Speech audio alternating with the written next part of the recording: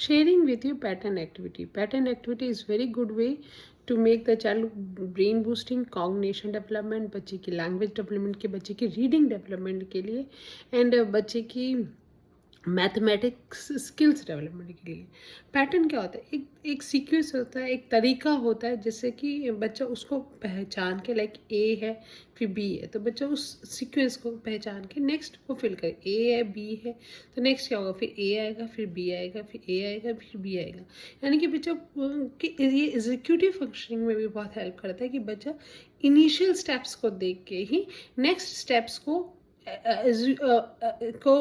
Figure out कर लेता है कि ये क्या हो सकता है। तो आज बहुत ईजियर मैं पैटर्न से मैंने स्टार्ट किया कि फर्स्ट मैंने ऑब्जेक्ट पैटर्न सिखाने की कोशिश की, एंड देन शीट पे पैटर्न, एंड ये सारी पैटर्न एक्टिविटी की केवल 2 ऑब्जेक्ट्स को लिखे, जैसे एक ए ऑब्जेक्ट है, एक बी ऑब्जेक्ट है, तो उसे कितने पैटर्न बन पाएंगे? A B, A B, A A B B, A B B.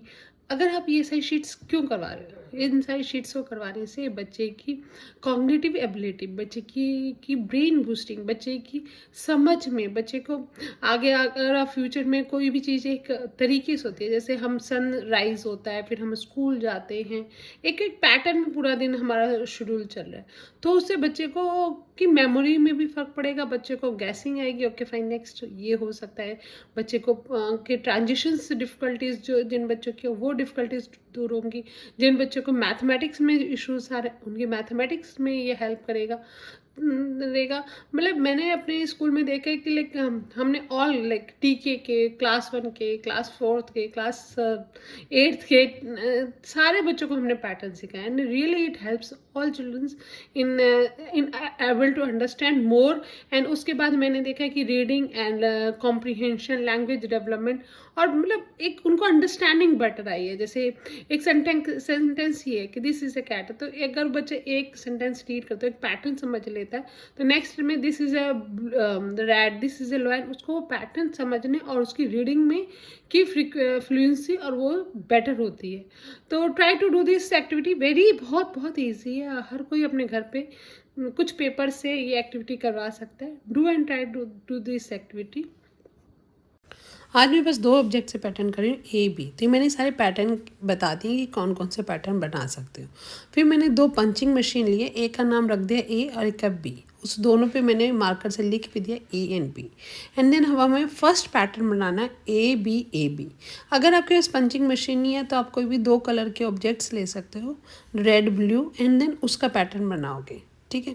Punching machine आप बड़े ईजिली आपको स्टेशनरी शॉप में मिल जाता है, आप पंचिंग मशीन स्टेशनरी शॉप से भी ला सकते हो। पंचिंग मशीन बहुत अच्छी fine motor, gross motor activity, fine motor activity है, एंड बच्चों को थोड़ा फन लविंग भी होता है, एंड क्रिएटिविटी भी आती है। तो अगर आप चाहो तो पंचिंग मशीन को यूज़ कर सकते हो, या कोई भी वुडन के ब्लॉक्स से, कोई भी आपके पास ब्लॉक्स हो, उससे भी आप बच्चे को कह सकते हो कि ये वाला पैटर्न बनाना है, A B A B A B, फिर ए बी, फिर A B, like this. And बच्चे इंडिपेंडेंट स्टार्टिंग में आप बच्चे को पूरे प्रॉम्प्ट्स दो, पूरा हेल्प करो। देन अगर आपके पास ये नहीं है तो पेपर को कट करके 2 ब्लॉक्स में रख सकते हो, एक का नाम ए रखोगे और उसको दिखाओगे कि इसका नाम ए है एंड इसका नाम बी है, एंड ये ग्लू है, और आपको इसी पैटर्न में ए बी पैटर्न में आपको फर्स्ट स्ट्रिप पे चिपकाना है, फिर दूसरे स्ट्रिप पे ए बी चिपकाना। इस तरीके से आप जितनी एक्टिविटीज़ करवाओगे ना बार बार, बच्चे को आपकी बातों का मतलब समझ में आएगा कि आपकी एक्सपेक्टेशंस क्या हैं, आप चाह क्या रहे हो, आप करना क्या चाहते हो, क्या समझाना क्या चाहते हो।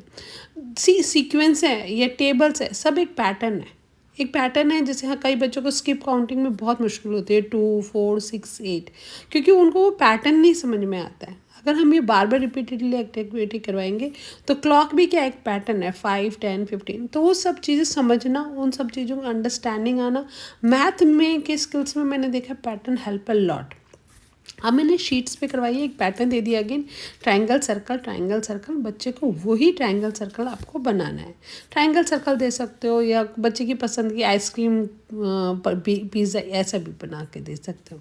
नेक्स्ट मैंने ये पैटर्न में कलर को कोड पैटर्न दे दी है बच्चों को वही कलर कोड पैटर्न करने हैं। पैटर्न की बहुत सारी वर्कशीट्स आपको ऑनलाइन मिल जाएगी, फेसबुक पे, गूगल पे, आप उसके भी प्रिंट आउट निकलवा के बच्चे से प्रैक्टिस करवा सकते हो। पर पहले ये वाली शीट और पहले ऑब्जेक्ट से करवाओगे जितना, उतने बच्चों को अंडरस्टैंडिंग होगी और उसमें आपको इतनी हेल्प नहीं देनी पड़ेगी। अब बच्चे को कॉग्निटिव एबिलिटी बढ़ेगा, बच्चे को समझ में आएगा। ये बहुत थोड़ा टफ है, इसमें मैच करना है कि ए बी बी पैटर्न मेरा कौन सा है, ए बी पैटर्न मेरा कौन सा है। तो थोड़े बच्चे जो बड़े हो गए हैं, जो पैटर्न को अच्छे समझने लगे, आप उनको ये मैचिंग शीट्स दे सकते हो।